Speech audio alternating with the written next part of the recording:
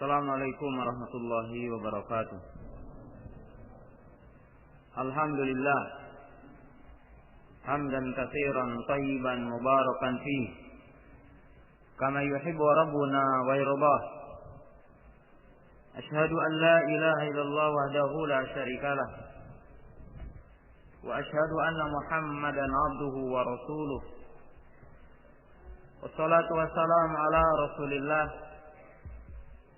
وعلى آله وأصحابه ومن تبعهم بإحسان إلى يوم الدين. يا أيها الذين آمنوا اتقوا الله حق تقاته ولا تموتن إلا وأنتم مسلمون. اعلموا رحمكم الله فإن خير الحديث كتاب الله وخير الهدي هدي محمد صلى الله عليه وسلم وشر الأمور محدثاتها وكل محدثة بدعة وكل بدعة ضلالة وكل ضلالة في النار.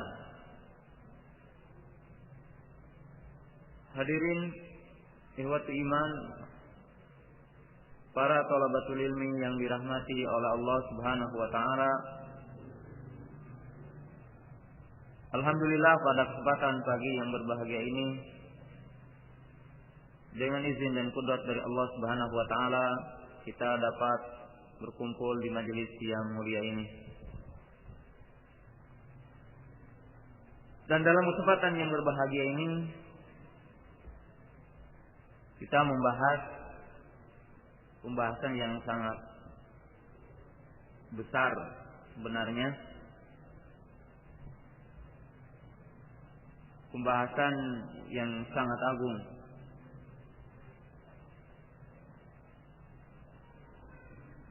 Di mana ditinjau di dalamnya ada beberapa sisi yang wajib kita untuk memahaminya dengan benar,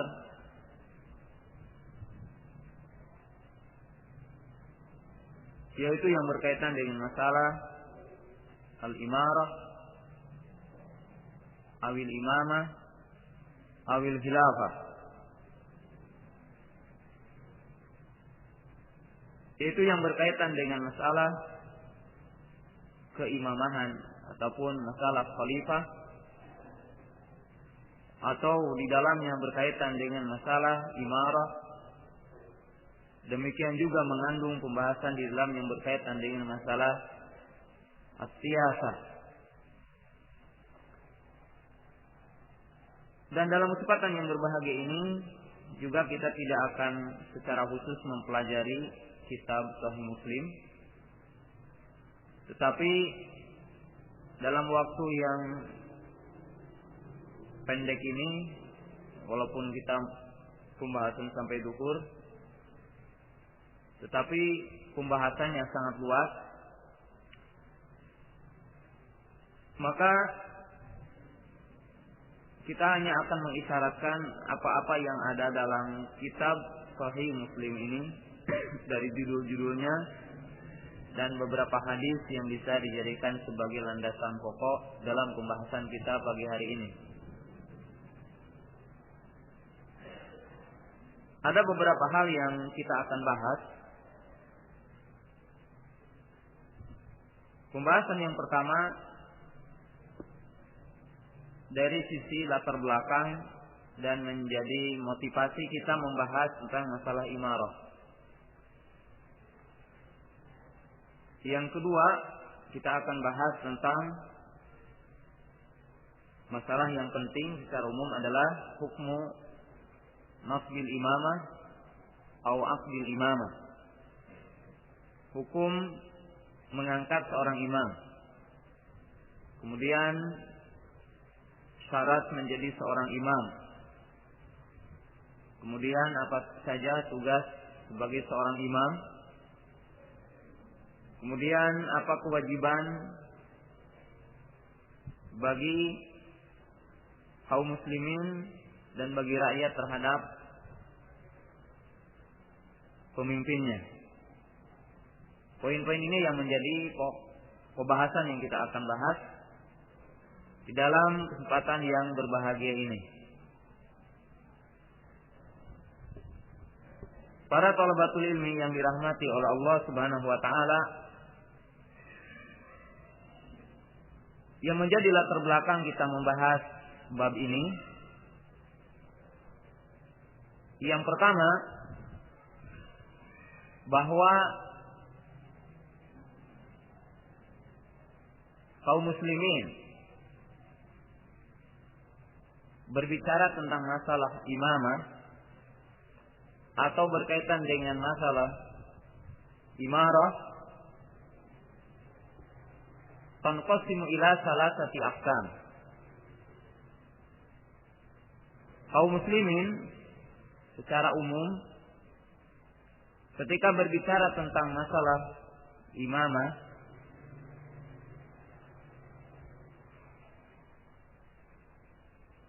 terbagi kepada 3 kelompok.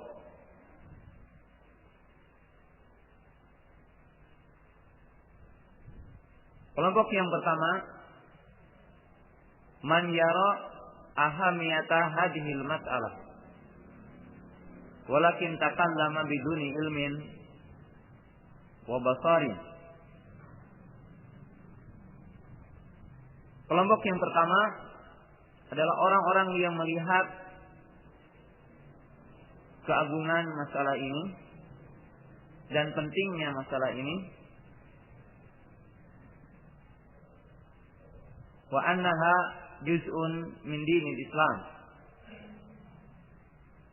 bahwasanya masalah imamah adalah merupakan bagian dari dinul Islam. Tetapi mereka membicarakannya dengan tanpa ilmu, tidak memahami dalil-dalil syar'i secara benar. Seperti apa yang dipahami oleh kebanyakan orang yang menamakan dirinya adalah al-harakiyun, para pergerakan.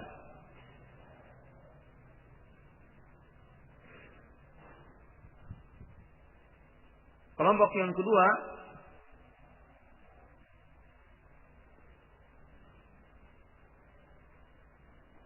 adalah orang yang melihat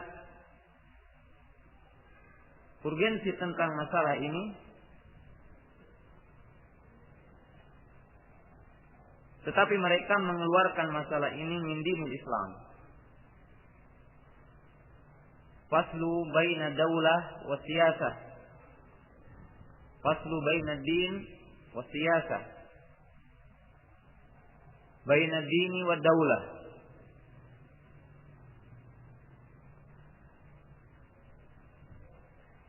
Kelompok yang kedua itu orang yang mereka memandang urgensi tentang masalah imamah, tentang masalah imarah dan siyasah, tetapi mereka menganggap bahwasanya siyasah, masalah imamah itu terpisah dari din, sehingga sebagian di antara mereka mengatakan ad-dinu lillah wa daulatun lana, di mana mereka mengatakan agama bagi Allah, sedangkan masalah urusan bernegara adalah hak manusia saja. Maka dua kelompok ini memahami tentang masalah imamah tidak benar. Kedua-duanya berada di dalam penyimpangan. Oleh sebab itu, perlu kita ketahui bahwasanya masalah imamah, masalah imarah, atau masalah khalifah, ahli sunnah meyakini bahwasanya itu adalah juz'un minad din, wa anna hadha din kamilun mutakamil fihi kullu ma yahtajuhun nas. Ahli sunnah meyakini bahwasanya masalah imamah, masalah daulah Masalah siyasah, dia adalah merupakan bagian dari agama ini. Dan agama ini telah disempurnakan oleh Allah Ta'ala. Di mana Allah Ta'ala telah menyempurnakan agama ini. Dan dalam agama ini ada setiap perkara yang dibutuhkan oleh manusia. Fahadihi qaidah jalilah. Idh qala Allah Ta'ala, Al-yawma akmaltu lakum dinakum wa atmamtu alaikum ni'mati wa raditu lakum Islam madina. Wa qala Nabi sallallahu alaihi wasallam, taraktukum ala al-bayda lailuha kanahariha la yazigu anha ila halik. Wa qala Nabi sallallahu alaihi wasallam, daruni, wa fi riwayatin da'uni, fa inna ma ahlaka man kana qablakum kasratu su'alihim wa ikhtilafu ala anbiya'ihim. Allah Subhanahu wa taala telah berfirman, hari ini aku sempurnakan agama kalian dan aku sempurnakan nikmatku atas kalian dan telah aku ridhoi dinul Islam sebagai agama buat kalian.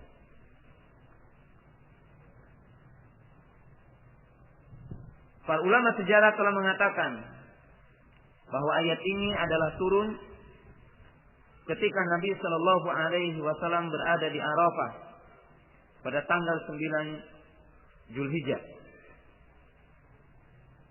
dan mereka mengatakan bahwa setelah turunnya ayat ini Nabi Shallallahu Alaihi Wasallam tidak hidup kecuali sekitar 80 hari, dan Allah Ta'ala tidak menurunkan lagi awamir wa nawahi. Allah Ta'ala tidak menurunkan lagi perintah dan larangan setelah turunnya al-yawma akmaltu lakum dinakum. Dan Nabi Shallallahu Alaihi Wasallam mengatakan, taraktukum ala al-bayda lailuha kanahariha la yazigu anha ila halik. Di mana Nabi Shallallahu Alaihi Wasallam mengatakan, aku tinggalkan kalian dalam keadaan terang benderang. Malamnya adalah bagaikan siangnya. Tidak ada yang berpaling dan keluar dari apa yang ditinggalkan oleh Nabi Shallallahu Alaihi Wasallam kecuali dia akan celaka. Qala Nabi Shallallahu Alaihi Wasallam, daruni, yang artinya apa? Cukupkan apa yang aku tinggalkan, jangan kalian tambah dan jangan kalian kurangi. Dan Salman Al-Farisi radhiyallahu ta'ala anhu pernah ditanya oleh seorang Yahudi, apakah Nabi kamu mengajarkan setiap perkara? Maka beliau mengatakan iya, sehingga tata cara pergi ke WC. Jika hadis ini mengatakan,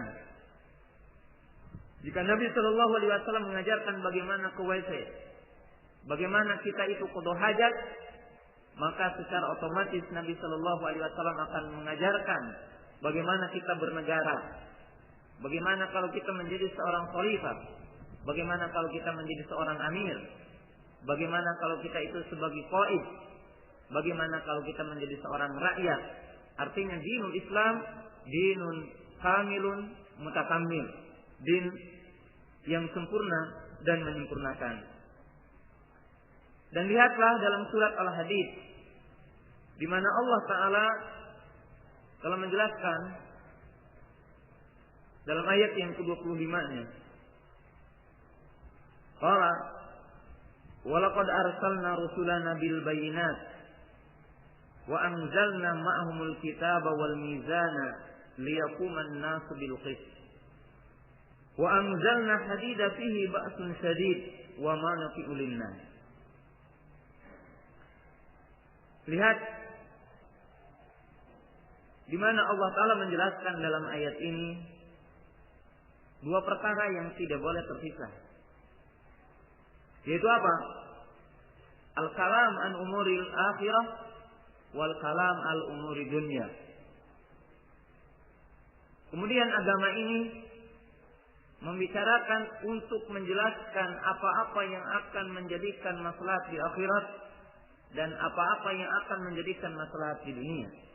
Maka Allah Ta'ala berfirman, dan sungguh kami telah mengutus para rasul kami dengan membawa penjelasan, dan kami turunkan bersama mereka adalah Alkitab, wal mizan, dan timbangan. Kemudian kami turunkan kepada mereka dan anugerahkan kepada mereka besi-besi. Artinya ikhwati iman rahimakumullah,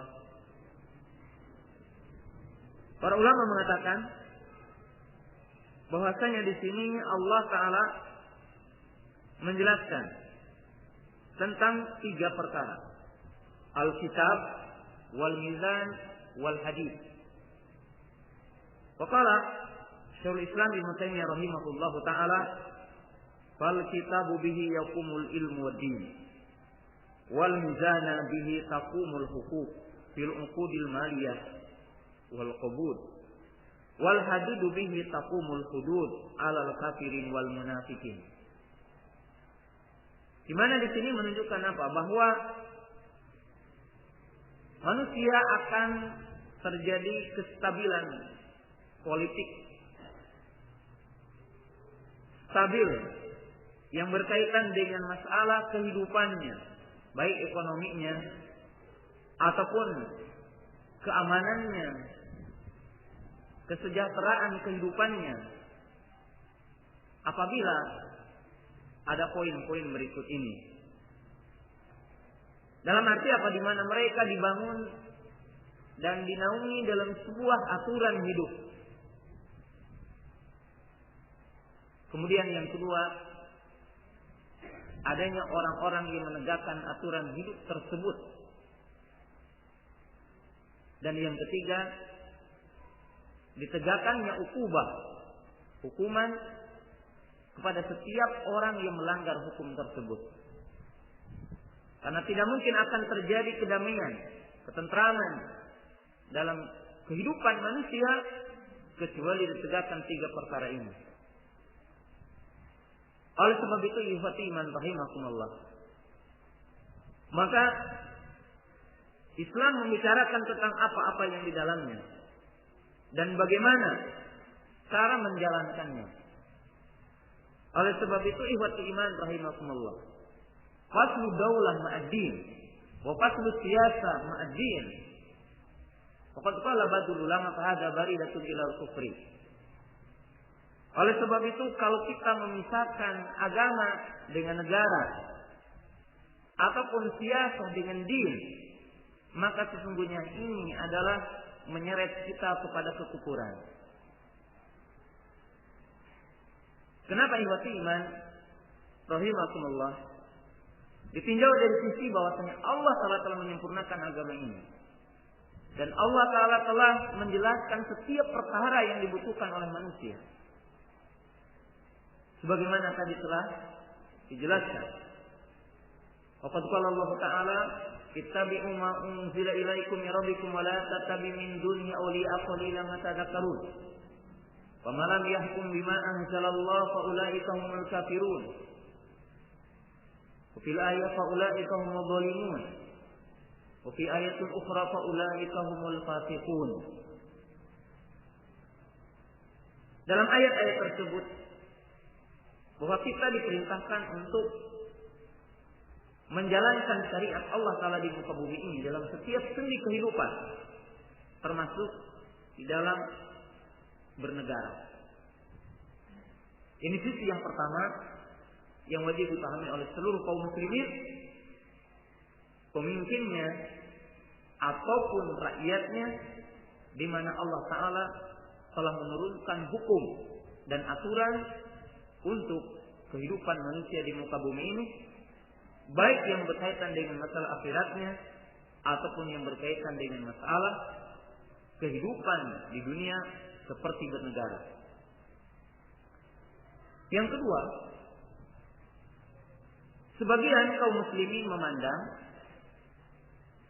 bahwa ketaatan dan adanya bai'ah hanya kepada khalifah, Imamul A'zam, Dan tatkala terjadinya apa yang menimpa kepada kaum muslimin hari ini, yaitu bergilangnya negara dan bergilangnya kepemimpinan, maka sebagian di antara kaum muslimin menganggap tidak wajib taat, tidak wajib adanya aqdul bai'ah. Maka ini yang perlu kita benarkan, yang perlu kita betulkan, di mana sebagian kaum muslimin menganggap hari ini ketika terjadinya berbilangnya kepemimpinan dan berbilangnya ke negara Islam, maka mereka menganggap tidak ada kewajiban taat, di mana taat itu hanya kepada Al-Imamul A'zam yang dinamakan dengan khalifah, itu imam yang satu. Tentunya ini adalah menyimpang dari ajaran ahli sunnah. Karena Syekh Muhammad bin Abdul Wahhab, Imam Syaukani dan yang lainnya telah menukil ijma' bahwa ketika terjadinya apa yang terjadi yang menimpa kepada kaum muslimin, kemudian setiap negara memiliki imam, memiliki amir, maka diwajibkan atas setiap orang yang ada di negaranya untuk mentaatinya. Dan kita akan membahasnya nanti. Yang ketiga, sebagian orang menyangka bahwa yang dimaksud dengan siyasah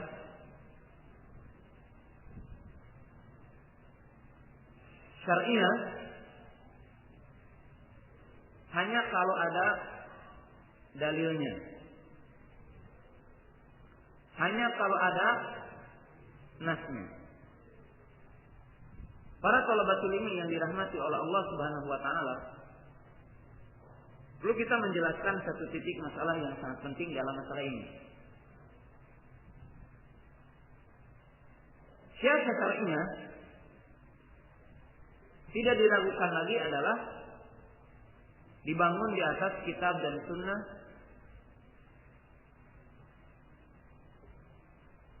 dan apa-apa yang telah ijma di dalamnya salafus saleh. Tetapi juga di dalamnya adalah ijtihadul mujtahidin, ijtihadnya para mujtahid.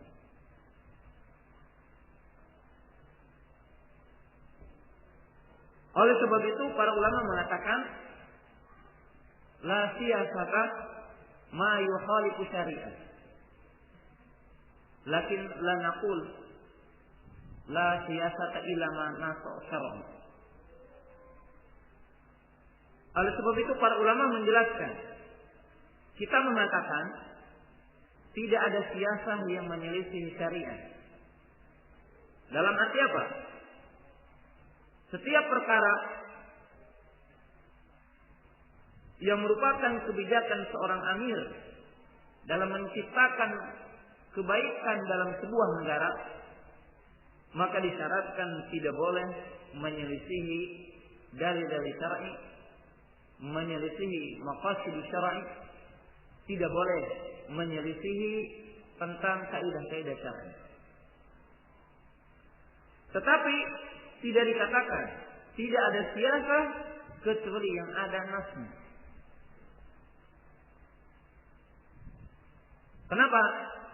Kita tidak mengatakan dan ahli sunnah tidak mengatakan tidak ada siyasah kecuali yang ada nasnya. Karena kita melihat bahwa apa-apa yang dilakukan oleh khulafaur rasyidun, oleh imam yang empat, maka sebagiannya adalah bentuk ijtihad mereka di dalam menciptakan maslahat dan menolak berbagai bentuk madarat terhadap masyarakat, terhadap kaum muslimin. Ikhwat iman rahimakumullah. Kalau kita berikan satu contoh umpamanya,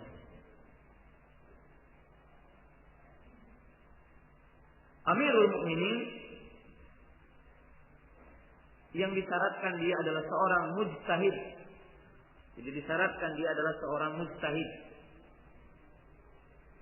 Maka dia akan berijtihad dengan apa-apa yang dipandang akan menjadikan maslahat bagi kaum muslimin dan bagi manusia secara umum. Kita lihat Abu Bakar As-Siddiq, Umar ibn Khattab, Utsman ibn Affan radhiyallahu ta'ala anhu. Ada beberapa kebijakan yang kalau dilihat nafsnya tidak ada, tetapi itu di bawah kaidah syar'i. Seperti umpamanya adanya baitul mal,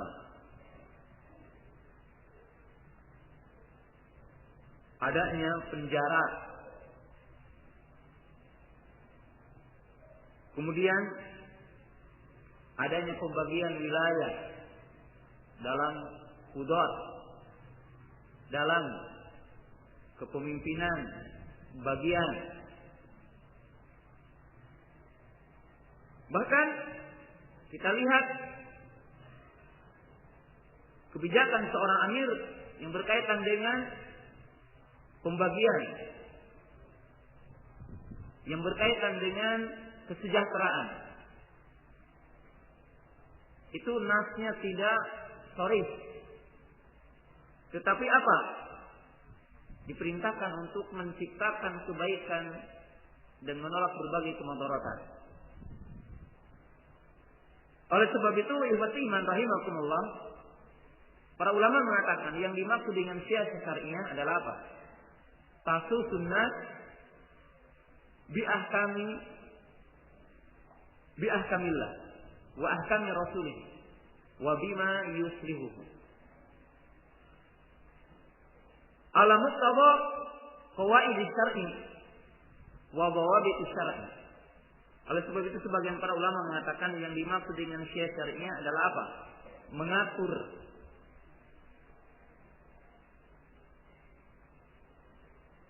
negara, mengatur masyarakat dengan hukum Allah dan hukum Rasulnya.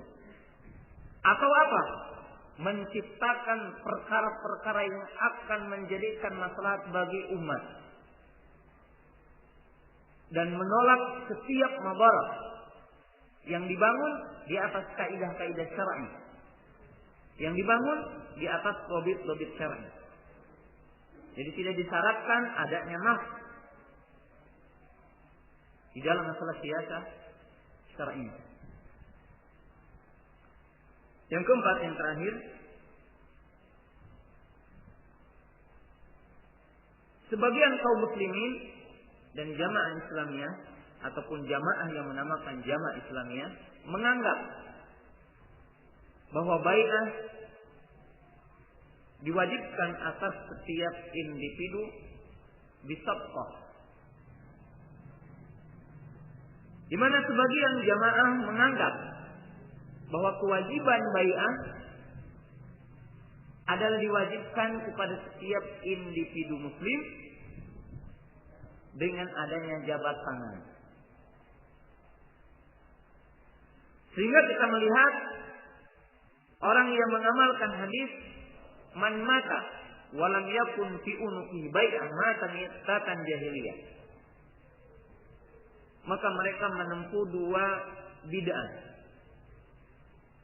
Bid'ah yang pertama nasbul imam, yaitu apa? Mengangkat imam, tetapi bukan imam di mana amirul mukminin, tetapi imam dalam bentuk jamaah yang mereka maksud. Kemudian setelah itu datang bid'ah yang kedua, di mana mereka memberikan motivasi dan mengajak kepada setiap kaum muslimin untuk berbai'ah kepada imamnya. Lalu dia mengatakan barang siapa yang belum berbai'ah dan tidak berbai'ah, maka dia adalah mati jahiliyah.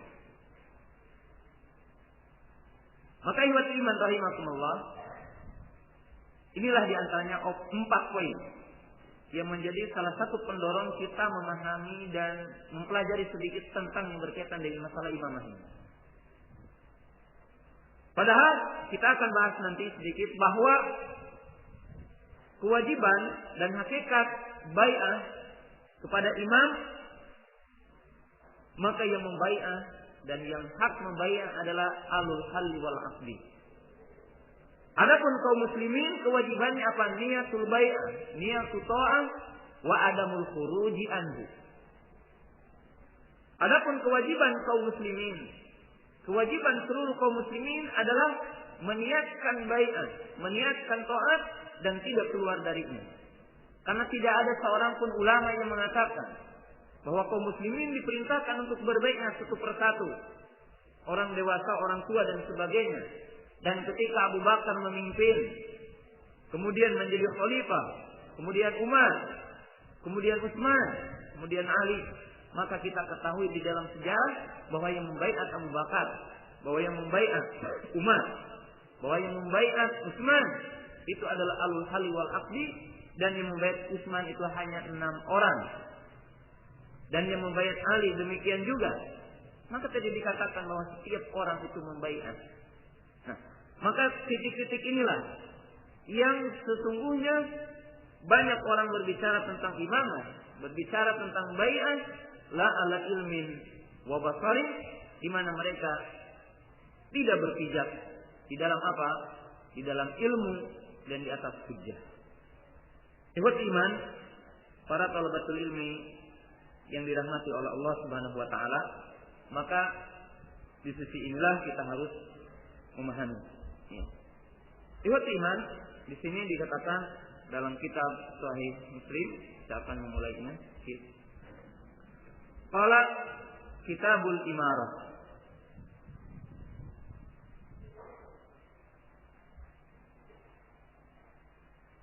Dan hadis yang berkaitan dengan masalah imarah ini adalah sedikit ya yang dibawakan oleh muallif.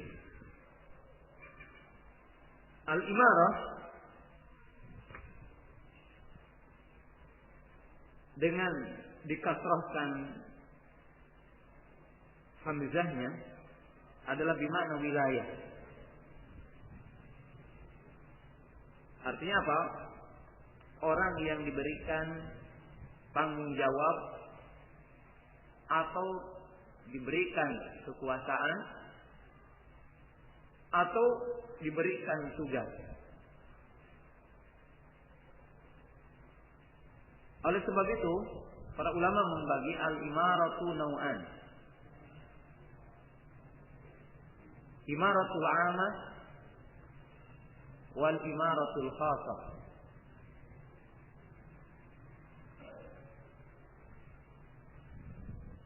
Oleh sebab itu para ulama membagi bahwa imarah terbagi kepada 2. Imaratul 'amah, imaratul khassah.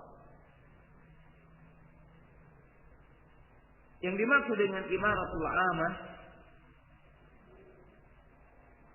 para ulama mengistilahkan dengan 3 nama. Ima al-khalifah, ima al-imam, imamul a'zam, wa ima amirul mu'minin. Maka ini dinamakan wilayatul 'amah, imaratul 'amah.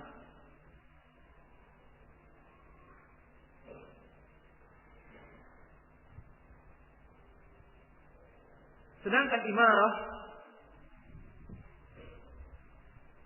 yang dimaksud dengan imaratul khassah adalah kepemimpinan ataupun wilayah yang diberikan oleh seorang amirul mukminin ataupun oleh seorang khalifah atau oleh seorang imam terhadap seseorang fi wilayatil khassah dalam kekuasaan tertentu seperti apa? Imaratul juyush. Seperti seseorang dijadikan sebagai amir di dalam perang atau yang dinamakan dengan panglima perang.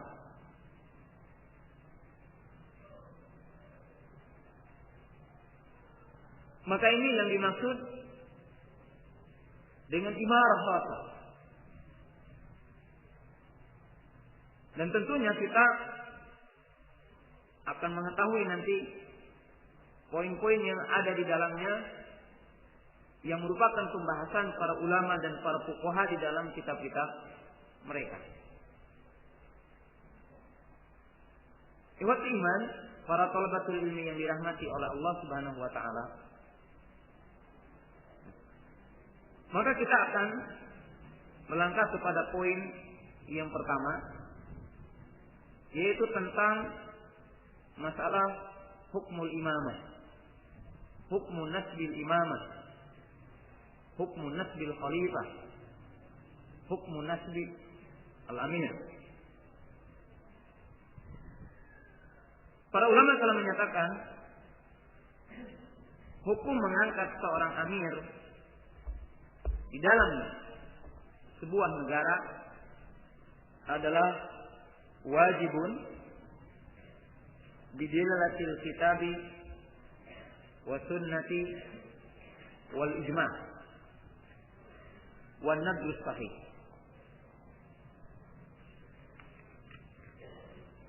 Hukum mengangkat seorang amir, hukum mengangkat seorang imam adalah wajib. Dan wajibnya menurut pendapat yang rajih dengan 4 dalil. Dalil yang pertama dengan Quran. Dan ini digunakan dengan tariqatul aula. Qala Allah Ta'ala ya ayyuhalladzina amanu atiiullaha wa atiiur rasul wa ulil amri minkum. Wahai orang-orang yang beriman, taatlah kamu kepada Allah, taatlah kamu kepada Rasul, dan taatlah kamu kepada pemimpin kamu. Para ulama mengatakan di sini dengan fiqhu aula. Jika Allah Ta'ala memerintahkan kita taat kepada amir, maka secara otomatis mengangkat amir adalah wajib. Karena tidak mungkin adanya amir kecuali dengan diangkatnya seorang amir. Wa bihadza qala al-usuliyun ma la yatimul wajib illa bihi fahuwa wajib. Di mana orang-orang usuliyun mengatakan, ataupun para ulama usuliyun mengatakan, sesuatu perkara yang tidak akan tercapai kewajiban kecuali dengannya, maka sesuatu itu adalah menjadi wajib. Adapun dari sisi dalil hadis, maka para ulama mengatakan datang dari qaul Nabi, datang dari perbuatan Nabi sallallahu alaihi wasallam. Di mana Nabi sallallahu alaihi wasallam mengatakan man mata wa laysa fi unuqihi bai'ah mata mitatan jahiliyah. Barang siapa yang mati dan belum di lehernya bai'ah, maka dia mati dalam keadaan mati jahiliyah. Artinya apa? Bagaimana kita diperintahkan untuk berbai'ah dan bagaimana kita diperintahkan untuk taat sedangkan amirnya tidak ada. Maka menunjukkan wajibnya taat mesti adanya amir. Dan Nabi Shallallahu Alaihi Wasallam apabila beliau memberangkatkan orang, baik dalam peperangan ataupun dalam satu kebutuhan, maka Nabi Shallallahu Alaihi Wasallam mengatakan idza kharaja salasatun fi safarin falyu'ammiru ahadahum. Apabila 3 orang keluar dalam satu pepergian, maka angkatlah salah seorang di antara mereka menjadi amir. Artinya apa? Apabila 3 orang saja wajib adanya amir, apalagi jamaatul muslimin, apalagi adalah kelompok kaum muslimin. Yang ketiga adalah ijma'. Al-Imam Al-Marwardi rahimahullahu taala telah menukil ijma'. Bahwasanya kaum muslimin ijma' tentang wajibnya nasbil imam. mengangkat seorang imam. Di mana para sahabat radhiyallahu ta'ala anhum ketika wafatnya Nabi sallallahu alaihi wasallam, maka mereka mengatakan tidak boleh satu hari pun khala anil imam, tidak ada dari kepemimpinan. Maka mereka mendahulukan mengangkat imam sebelum mereka itu melakukan penguburan Rasulullah sallallahu alaihi wasallam, dan ini menunjukkan amal sahabat radhiyallahu ta'ala anhu. Yang ketiga, keempat adalah thariqatul qiyas, an-nadrus sahih. Yang keempat adalah qiyas yang sahih, di mana kita mengetahui tentang tabiat manusia. Allah Ta'ala telah memberikan kepada kita adalah syahwat dan sifat buruk, di mana yang kuat akan memakan yang lemah terdolimi. Maka apabila manusia dibiarkan dengan tanpa seorang amir yang tidak mengatur mereka, yang menyelesaikan permasalahan mereka, yang tidak menyelesaikan permusuhannya, tidak menyelesaikan persengketaannya dan sebagainya, maka manusia akan dibiarkan dalam keadaan fawdha, dalam keadaan artinya satu dengan yang lainnya saling mendolimi, yang kuat mendolimi yang lemah. Maka ikhwatu iman rahimakumullah, ini adalah merupakan perkara yang sangat agung. Dan Imam Ibnu Taimiyah rahimahullahu taala telah mengatakan, anna wilayata amri nas min a'zami wajibati din, la qiyama lid-dunya illa biha, lid-dini wal dunya illa biha. Di mana Syaikhul Islam Ibnu Taimiyah rahimahullah telah mengatakan, sesungguhnya artinya apa? Adanya kepemimpinan bagi manusia ataupun bagi kaum muslimin secara umum adalah merupakan kewajiban agama yang sangat agung, yang tidak akan tegak agama dan dunia kecuali dengan adanya imamah ini. Ikhwatul iman, para thalabatul ilmi yang dirahmati oleh Allah Subhanahu wa taala. Maka ini kita melihat tentang kedudukan imamah dan wajibnya kaum muslimin mengangkat seorang imam. Kemudian yang selanjutnya, apa hikmah dan tujuan dari adanya imamah ini? Supaya apa? Supaya bagi orang yang diberikan kekuasaan, dia memahami tujuan dari adanya keimamahan ini. Dan apa tugas ia menjadi seorang imam. Dan bagi rakyat memahami kedudukannya. Sebab apabila masyarakat tidak memahami kedudukannya, tidak memahami akan keagungan masalah ini, maka ini pun tidak akan terjadi kebaikan di antara keduanya. Maka para ulama telah menjelaskan, sebagaimana dijelaskan oleh Syaikhul Islam Ibnu Taimiyah dan yang lainnya, bahwa tujuan ditegakkannya dan adanya imamah itu adalah memiliki dua tujuan. Yang pertama adalah hirasatud din atau al-qiyamu bidinillah, al-qiyamu bi syariatillah. Tujuan yang pertama dari adanya keimamahan ini adalah untuk menegakkan agama Allah di muka bumi ini. Untuk menegakkan syariat Allah di muka bumi ini. Oleh sebab itu perlu diketahui para ulama berbeda pendapat tentang hakikat khalifatullah. Penamaan khalifatullah fil ardh. Di mana Syekh Ibnu Utsaimin rahimahullah taala mengatakan bahwa pendapat yang rajih boleh kita mengatakan khalifatullah. Ditinjau dari sisi bahwa Amirul Mukminin, bahwa imam adalah merupakan orang yang memiliki tugas untuk menegakkan hukum Allah di muka bumi ini. Untuk menegakkan syariat Allah Ta'ala di muka bumi ini. Untuk menegakkan agama Allah di muka bumi ini. Tetapi bukan ditinjau bahwasanya khalifah adalah sebagai pengganti Allah Ta'ala. Karena Allah Ta'ala munazzahun an dzalik. Dan bukan ditinjau dari sisi bahwasanya khalifah adalah sebagai pembantu Allah. Karena Allah munazzahun an dzalik. Karena Allah Ta'ala suci dari hal itu. Tetapi yang dimaksud kata para ulama adalah di mana imam adalah sebagai orang yang menegakkan syariat Allah di muka bumi ini. Adapun ditinjau dari segi khalifah dan penamaan khalifah, dinamakan juga khalifatur rasyidin ataupun khalifatur rasul, maka ditinjau bahwasanya tugas khalifah adalah sebagai pengganti dari orang yang sebelumnya. Orang yang datang sebelumnya yang bertugas sama dengan orang yang sebelumnya. Artinya apa?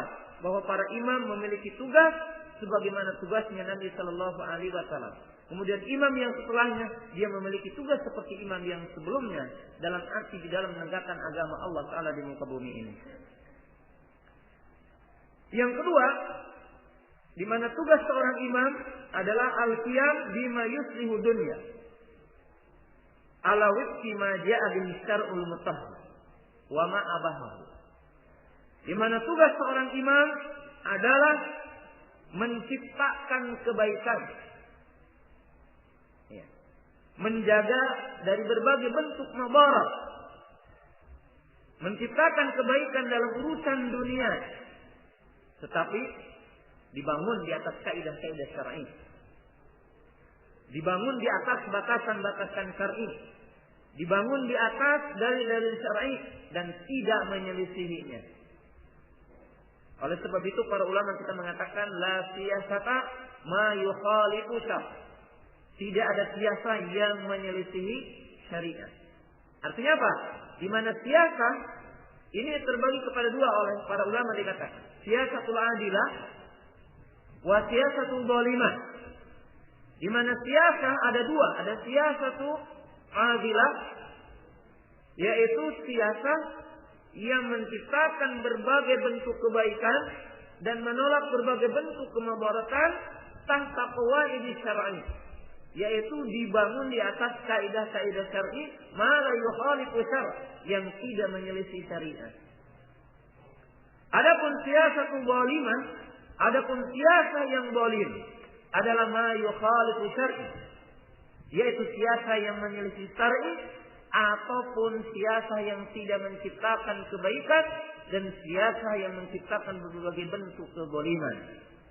Maka ini adalah tujuan daripada apa? Daripada seorang amir.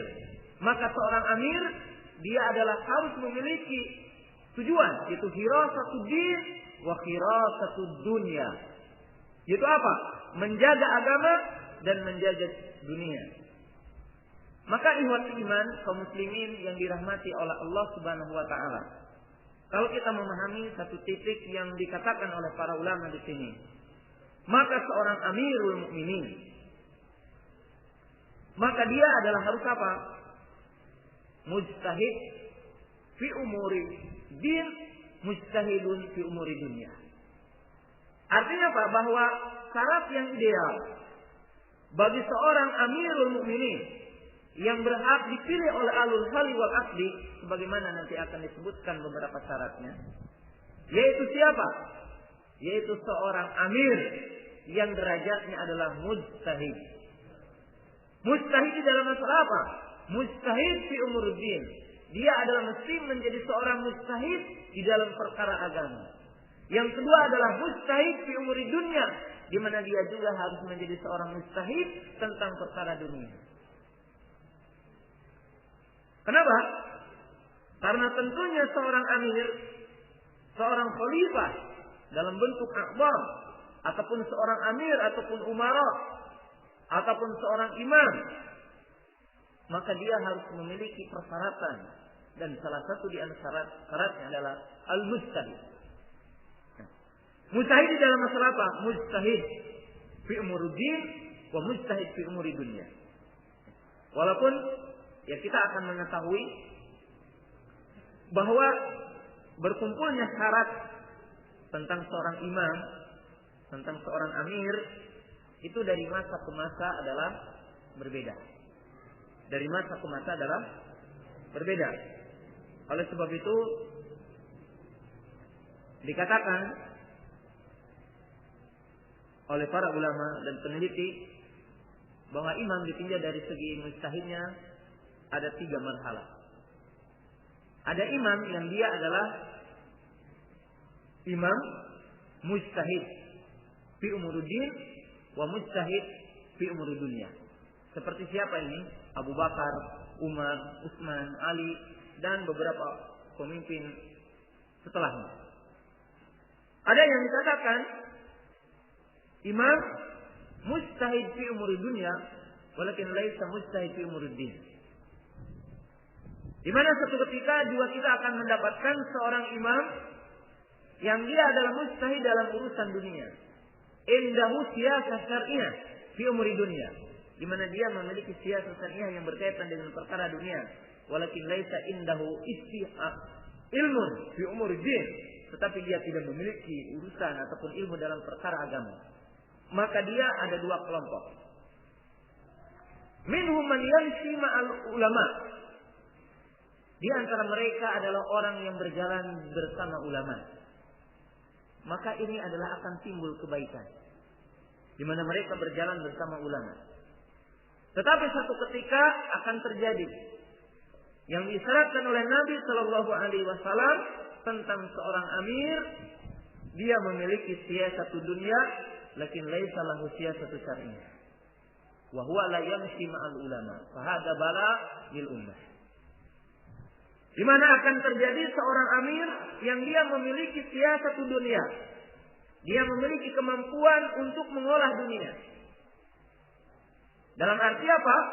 Dia memiliki kemampuan untuk kesejahteraan dunia. Tetapi dia tidak memiliki kemampuan ijtihad tentang perkara din. Dia adalah dhaif tentang agamanya. Kemudian mereka tidak berjalan bersama ulama, maka ini adalah fitnah kepada dunia. Fitnah kepada masyarakat, fitnah kepada agama, dan ini diisyaratkan oleh Nabi Shallallahu Alaihi Wasallam tentang akan datangnya imam-imam man yuakhiru sholata, di mana mereka orang-orang yang mengakhirkan sholat, dan mereka itu apa? Kamu mengatakan begini benar dan mereka mengingkarinya, mereka mengatakan begini kamu mengingkarinya. Ini hal-hal yang akan terjadi, dan ini yang berkaitan dengan masalah apa? Imamah. Maka kaum muslimin yang dirahmati oleh Allah Subhanahu wa taala, ini tujuan ditegakkannya imamah adalah 2 tujuan. Tujuan yang pertama adalah untuk menegakkan agama Allah taala di muka bumi. Dan yang kedua adalah untuk menciptakan yaitu perkara-perkara kebaikan-kebaikan dunia, menolak bentuk-bentuk mabarat yang berkaitan dengan dunia. Dan ini adalah syarat ataupun tujuan ditegakkannya apa? Imamah. Jadi tegakkannya apa? Imamah. Ikhwatul iman yang dirahmati oleh Allah Subhanahu wa taala. Kemudian yang selanjutnya adalah syurutul imamah. Syarat menjadi seorang imam. Para ulama mengatakan syurutul imamah asyaratun. Syarat seorang menjadi imam ada 10. Yang pertama adalah al-Islam. Itu Islam. Dan ini berdasarkan ijma, di mana orang kafir tidak boleh menjadi wali orang yang beriman. Yang kedua adalah ad-dukurah. Imam a'zam adalah laki-laki. Berdasarkan hadis Abi Bakrah, bahwasanya tidak akan beres satu kaum di mana mereka dipimpin oleh seorang wanita.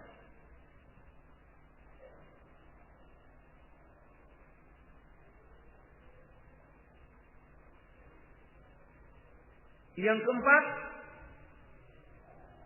adalah an-nasab, yaitu nasab, dan ini disyaratkan minal Quraisy. Dan Imam Muslim rahimahullahu taala membawakan dalam kitab Imarah ini, Imarah telah dinyatakan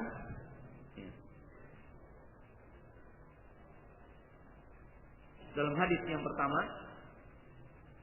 Nabi sallallahu alaihi wasallam mengatakan, "An-nasu tabi'u li Quraisyin fi hadha sya'ni, muslimuhum wa kafiruhum." Yang muslimuhum li muslimihim wa kafiruhum li kafirihim. Mana hadis ini? Bahwa apa? Bahwa orang Quraisy itu menjadi imam sama saja ketika zaman jahiliyah, sama saja ketika adanya Islam. Maka orang Quraisy adalah sebagai apa? Imam. Dan ini yang berkaitan dengan apa? Imam a'zam. Artinya wajib dari Quraisy, dan ini ijma di antara ahli sunnah. Kecuali apa orang-orang yang menyelisihinya seperti Rafidhah dan seperti yang lainnya. Maka ahli sunnah mensyaratkan bahwa imam adalah dari Quraisy. Kecuali apa yang terjadi hari ini, di dalam dua perkara para ulama mengistisna. Artinya mengecualikan bahwa imam tidak disyaratkan dari Quraisy. Pertama, yaitu apa? Imam al-mutaghallib. Artinya imam al-mutaghallib ini seorang imam yang berkuasa dengan atas kekuasaannya, dan dia tidak dipilih oleh alul hali wal aqdi. Dan mereka beristidlal dengan hadis wa in ta'amara 'abdun habasyiyun. Yang kedua, apa yang terjadi hari ini ketika negara Islam terjadi negara-negara yang terpisah. Maka di dalam hal ini tentunya hari ini seperti negara-negara yang di luar negara sana, maka jelas yaitu apa? Pemimpin-pemimpinnya bukan apa? Bukan Quraisy, dan itu tetap apa? Tetap diakui dan wajib apa? Ditaati. Jadi ada yang dikecualikan, hanya saja asalnya adalah apa? Quraisy. Ya.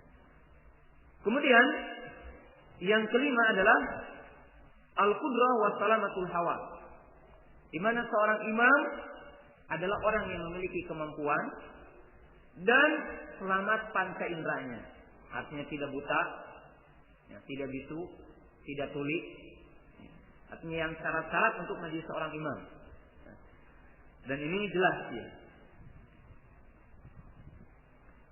Yang keenam adalah al-huriyah, merdeka. Jadi merdeka, artinya bukan hamba.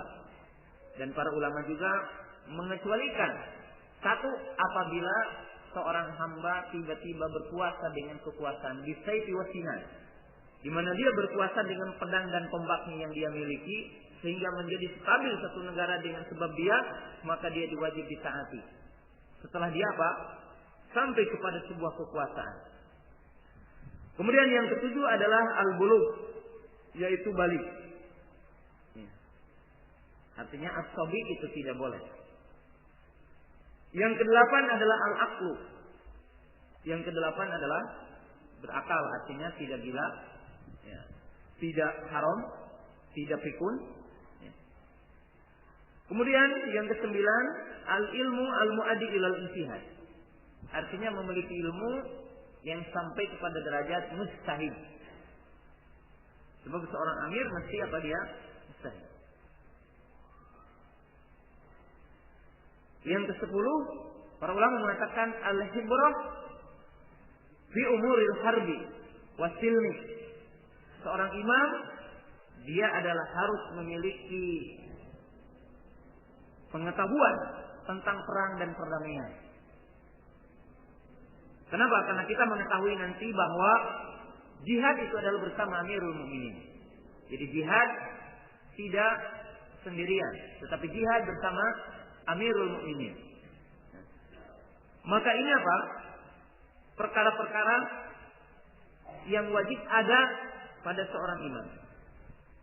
Jadi yang wajib ada pada seorang imam. Yang selanjutnya, kaifiyatun nasbil imamah.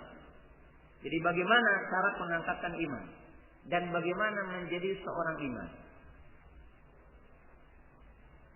Para muhakkik mengatakan, bisa dilihat dalam berbagai kitab, bahwa imam akan jadi dengan 3 jalan. Jadi seorang akan menjadi imam dengan salah satu di antara yang 3. Yang pertama, biikhtiyaru ahlul halli wal aqdi. Jadi kaifiyah yang pertama dengan pemilihan alul halli wal aqdi. Dan ini ada dua cara.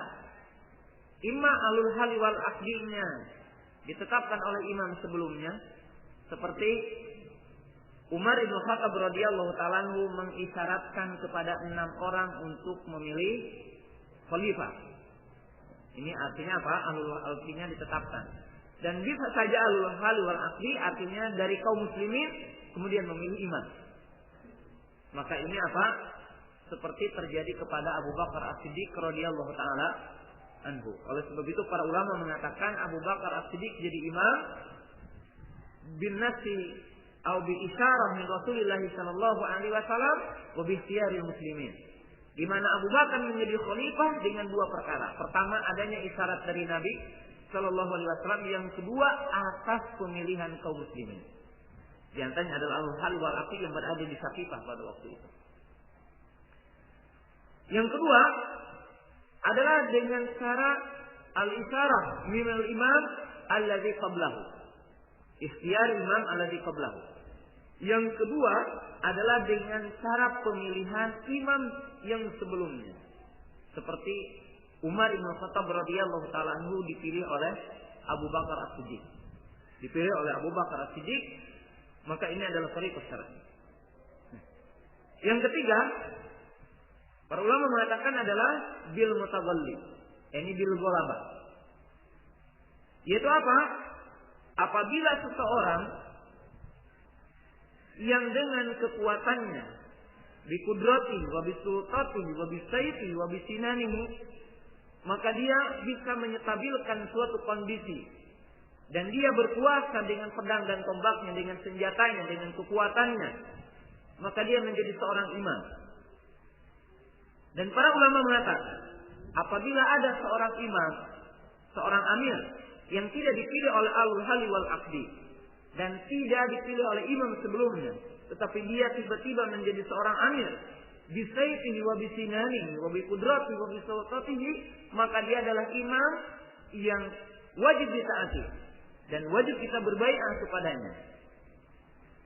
Dan para ulama mengambil dalil itu hadis Irbad bin Sariyah radhiyallahu taala anhu anna Nabiy sallallahu alaihi wasallam usikum bittaqwallahi azza wa jalla was-sam'i wa ta'ah wa in ta'amara 'abdul habasyun.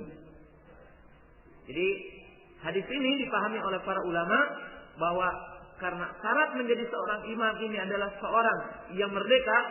Kenapa digambarkan bahwa orang apa? Seorang hamba ditaati. Maka para ulama mengatakan bahwa hadis ini dipahami dua sisi. Sisi yang pertama, ini mimbab mubalaghah. Artinya apa? Saking wajibnya taat kepada seorang amir. Yang kedua, bahwa hadis ini mengisyaratkan kepada satu hal yang manakala ada kepemimpinan yang dia itu adalah tidak terkumpul syarat-syarat imamah, tetapi dia berkuasa dengan kekuasaannya, dia berkuasa dengan sultahnya, dengan kudrahnya, maka wajib ditaati. Maka wajib apa dia? Ditaati. Dan ini apa yang ada dalam kitab-kitab para ulama, sebagaimana juga dijelaskan oleh Syekh Ibnu Utsaimin rahimahullah taala dalam kitabnya Syarah Zadul Mustaqna dalam masalah al-qada. Jadi ini adalah di antara tata cara terjadinya ataupun diangkatnya seorang apa?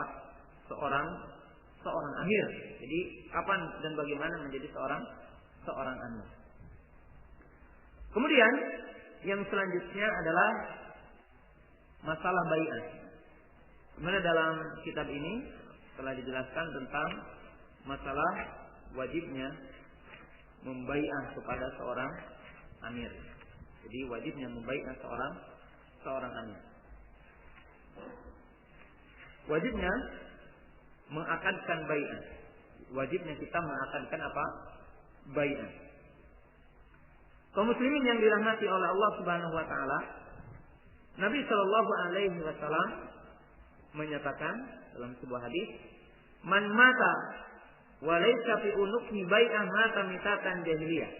Jadi, barang siapa yang tidak ada di lehernya ikatan bai'ah, maka dia adalah mati dalam keadaan mati jahiliyah. Maka di sini apa? Apabila telah tegak dan ada seorang amir, maka atas seluruh kaum muslimin wajib aqdul bai'ah, yaitu wajib untuk mengikat bai'ah dan wajib untuk mengikat ketaatan kepadanya. Maka ini adalah perkara yang merupakan ijma di kalangan kaum muslimin, ijma di kalangan ahli sunnah wal jamaah. Nah, kemudian perlu diketahui dua perkara di sini yang tadi telah disyaratkan. Pertama, siapa yang wajib dibai'ah? Dan kepada siapa kita berbai'ah? Dan bagaimana kita berbai'ah? Ikhwatul iman, rahimakumullah. Tadi dikatakan berbai'ah adalah kepada seorang imam, kepada seorang amirul mukminin. Imma dia jadi seorang amir dengan ikhtiar alul hadi wal aqdi, atau dia menjadi imam dengan isyarat dari imam sebelumnya, atau dia menjadi imam dengan sebab kekuasaannya, dengan sebab kekuatannya, maka wajib kita untuk membai'ah kepadanya apabila dia telah menjadi imam. Maka apa? Para ulama menjelaskan, maka yang dimaksud dengan imam yang wajib kita itu untuk mentaatinya, dan wajib kita untuk mengakadkan bai'ah kepadanya adalah al-imam al-mawjud al-ma'lum al-zahir. Itu imam yang ada, imam yang nampak, imam yang diketahui kekuasaannya, imam yang diketahui dia menguasai tentang tempat, bukan imam yang tidak memiliki tempat, bukan imam yang tidak memiliki kekuasaan, bukan imam yang tersembunyi.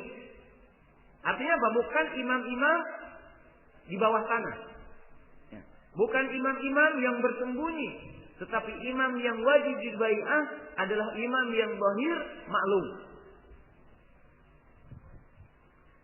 Yaitu siapa? Imma tadi dengan adanya pemilihan al-hal wa aqdi, atau diisyaratkan oleh imam sebelumnya, atau dia dengan kekuasaannya. Maka itu adalah imam yang wajib kita berbai'ah kepadanya. Adapun berbai'ah kepada jamaah-jamaah dan kepada imam-imam jamaah, maka ibadah iman yang dirahmati oleh Allah Ta'ala, maka ini adalah bid'atun munkarah wa wasilah ila tafriqi bainal muslimin. Adapun berbai'ah kepada imam-imam jamaah, berbai'ah kepada pemimpin-pemimpin jamaah, maka ini hukumnya bid'ah dan merupakan wasilah untuk memecah belah kaum muslimin. Jadi memecah belah kaum muslimin, maka bai'ah adalah kepada imam yang a'zam. Waqad qala Nabi sallallahu alaihi wasallam li Hudzaifah, "Talzam jama'atal muslimina wa imamahum." Tsumma qala aidan wa ta'zir tilkal firqa kullaha. Karena Nabi sallallahu alaihi wasallam telah menyatakan kepada Hudzaifah bin Yaman ketika terjadinya berbagai bentuk perselisihan, maka Nabi sallallahu alaihi wasallam ketika bertanya Hudzaifah, "Famada ta'muruni in azraqtu dzalik?" Apa yang kau perintahkan jika aku mendapatkan hal itu? Faqala Nabi sallallahu alaihi wasallam, "Fa'tazil tilkal firqa kullaha." Tinggalkanlah firaq-firaq tersebut. Lalu Nabi sallallahu alaihi wasallam mengatakan, "Talzam jama'atal muslimina wa imamahum." Maka komitmenlah, tapakilah jamaah kaum muslimin bersama imam mereka. Artinya apa? Imam yang wajib kita berbai'ah kepadanya, imam yang wajib kita taat kepadanya adalah imam dalam arti imam al-mawjud al-ma'lum, man innahu sultah wa man innahu qudrah. Itu imam yang memiliki kekuasaan, Imam yang memiliki teritorial. Bukan imam yang di bawah tanah. Bukan imam yang tersembunyi. Sebab mereka adalah bukan imam dalam isyarat-isyarat ayat Al-Quran. Bukan imam dalam isyarat-isyarat hadis. Sebab Nabi SAW telah mengatakan, Al-imamu junnatun. Di mana imam ini adalah orang yang akan memberikan suaka politik kepada kita. Imam itu adalah orang yang akan memberikan kenyamanan kepada kita. Orang yang akan bisa menjaga kita. Orang yang memberikan kestabilan politik. Orang yang memberikan kedamaian. Bukan imam yang menyebabkan kita takut. Berbeda dengan imam-imam jamaah hari ini. Di mana ketika kita berbaiat kepadanya, maka kita menjadi kaum yang takut. Maka kita menjadi orang-orang yang dikejar-kejar. Dan mereka tidak bisa memberikan suaka politik kepada kita. Mereka tidak bisa memberikan penjagaan kepada kita. Tetapi imam yang dimaksud adalah imam yang memiliki sultah. Imam yang memiliki kudrah. Imam yang memiliki teritorial. Imam yang memiliki kekuasaan. Imam yang memiliki bisa mendamaikan. Bisa dia menjaga kita. Bukan imam yang tersembunyi yang diwajibkan kita berbaiat kepadanya. Kemudian lihat kepada fatwa Syekh Mu'tamin rahimahullahu taala dalam fatwa yang dinamakan dengan liqa'u maftuh. Ketika beliau ditanya tentang kaifiyatul bai'ah,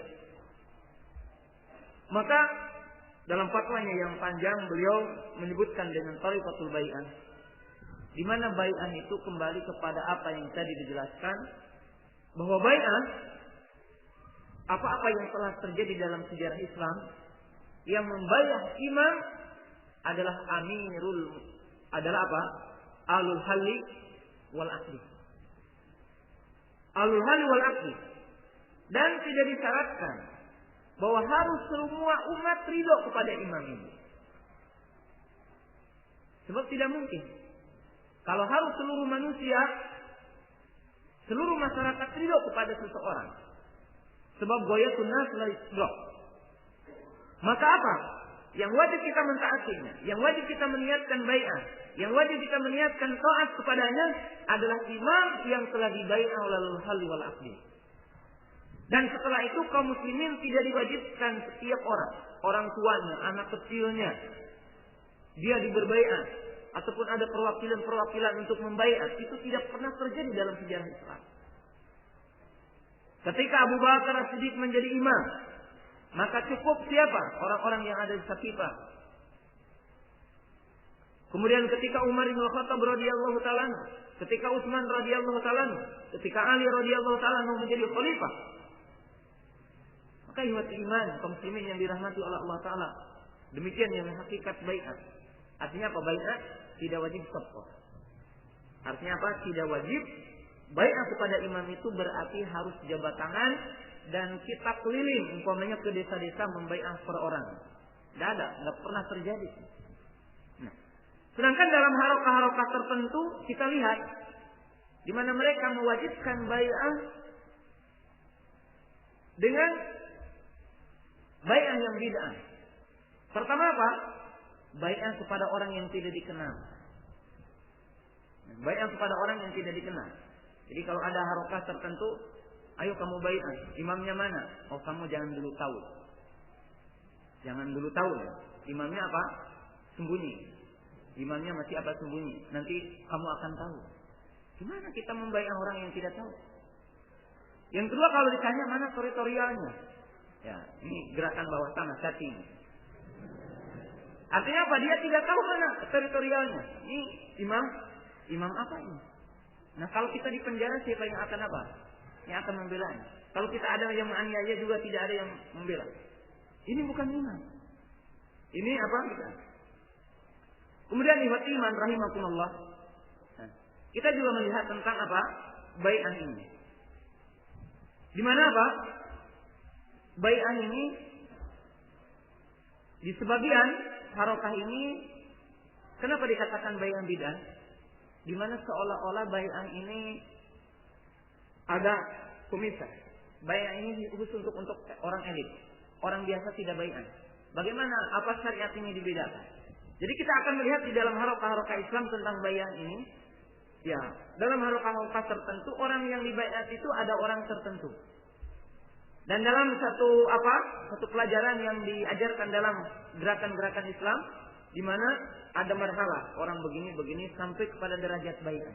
Nah sekarang kita mengatakan kalau bai'ah itu wajib, bagaimana orang awam dikatakan tidak boleh melaksanakannya wajib? Hanya orang-orang tertentu melaksanakan apa? Wajib. Kemudian apa? Kita membiarkan orang-orang awam tidak melaksanakan Islam. Hanya orang elit melaksanakan Islam. Jadi Islam seperti apa ini? Syariat seperti apa ini? Dibedakan antara apa? Antara orang awam dengan orang alim, antara orang biasa dengan orang elit. Nah, ini apa? Menunjukkan bahwasanya bai'ah seperti ini adalah bai'ah bid'ah munkar. Itu bai'ah yang bid'ah dan bai'ah yang munkar. Maka dinyatakan dalam hadis-hadis yang ada dalam kitab Imarah ini dikatakan bahwasanya al-bai'atu li amiril mu'minin lil khalifah aw lil imamah. Di mana bai'ah itu adalah kepada amirul mu'minin, kepada khalifah ataupun kepada seorang imam yang dengan 3 jalan tadi. Artinya apa? Bukan kepada jamaat-jamaat, kepada imam jamaat ataupun kepada pemimpin-pemimpin apa? Tertentu, tetapi yang dimaksud adalah kepada imam yang di sisinya ada kekuasaan, yang di sisinya ada kubroh. Itulah yang dimaksud dengan bai'ah yang wajib kita untuk apa? Berbai'ah kepadanya.